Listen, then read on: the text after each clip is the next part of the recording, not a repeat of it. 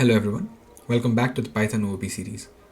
In the previous videos, we learned about Dunder methods and saw how Python uses special methods like init, str, repr, len, and getItem behind the scenes. Today, we're going to learn another powerful application of Dunder methods, operator overloading. Now, have you ever wondered how Python knows what to do when we write 10 plus 20 or hello plus world? The same plus operator works differently depending on the object type. And the interesting part is, we can teach Python how the plus operator should work for our own classes as well. By the end of this video, you'll understand how operator overloading works, why it exists, and how professional developers use it in financial systems, scientific computing, and mathematical libraries. So let's get started. Now, before we jump into operator overloading, let's quickly recap what we've learned so far.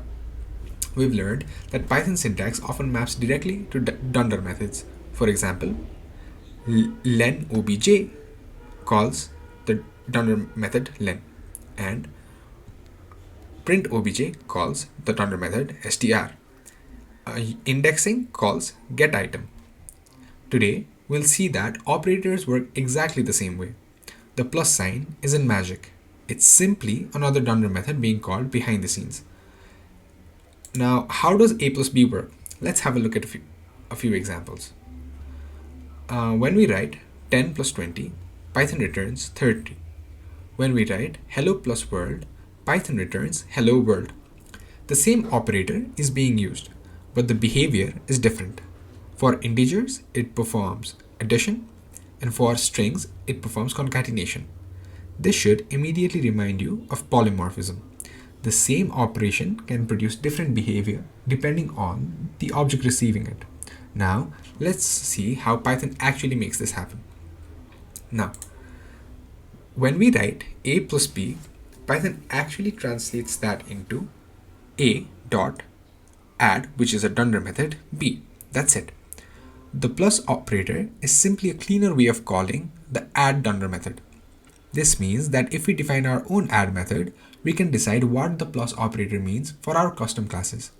This process is called operator overloading. We are overloading the operator with custom behavior. Python handles the syntax and we define the logic. Now, before writing the code, let's understand why this feature exists. Imagine we're building a financial application. Without operator overloading, we might have to write money1 add money2. Or if we're working with vectors in a machine learning project, vector1 add vector2. This works. It works perfectly fine, but it does not feel natural.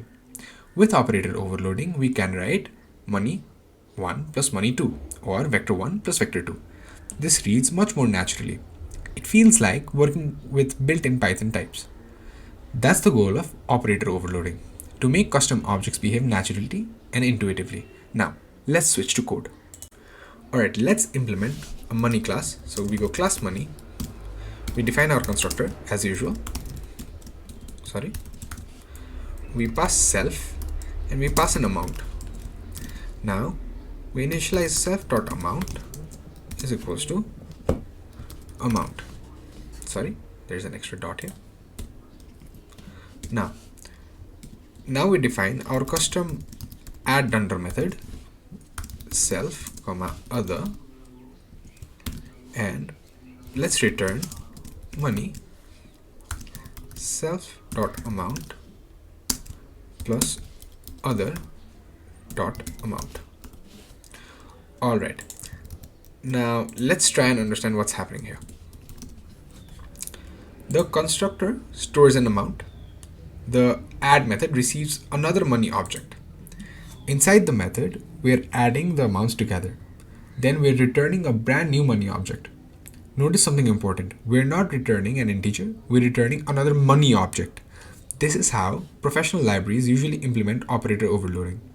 The results remain the same type as the original objects. Now let's test this. So let's define two wallets.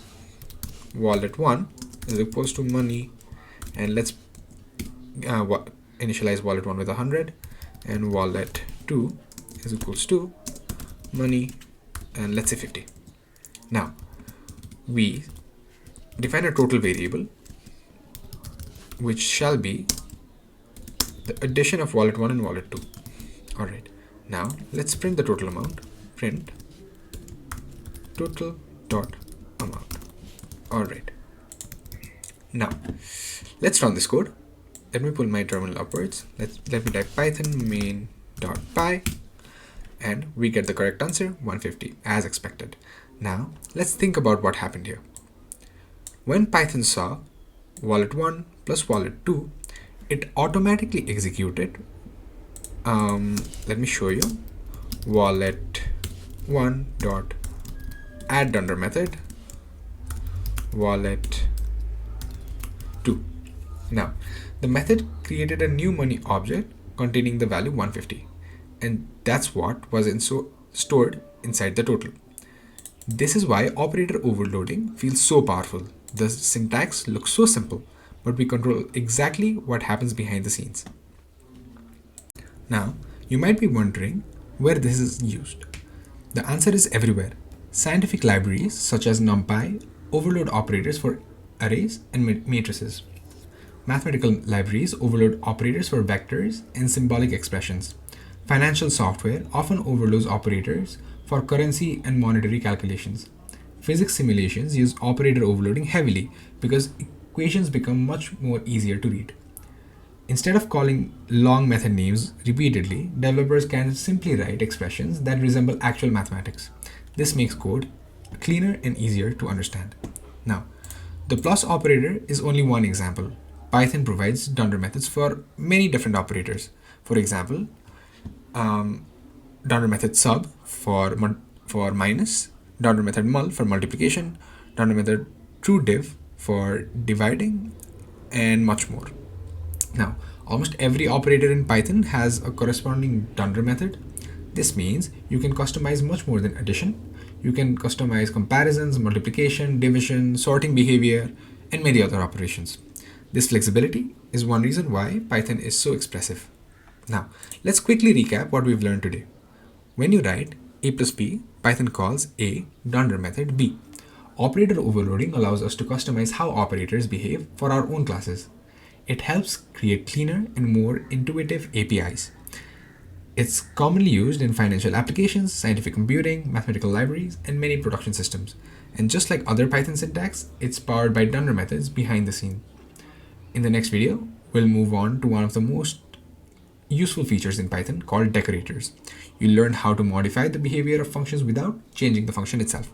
If you found this video useful, make sure to like the video, subscribe to the channel, and leave a comment telling me which operator you would overload in your own project. Thanks for watching, and I'll see you in the next one.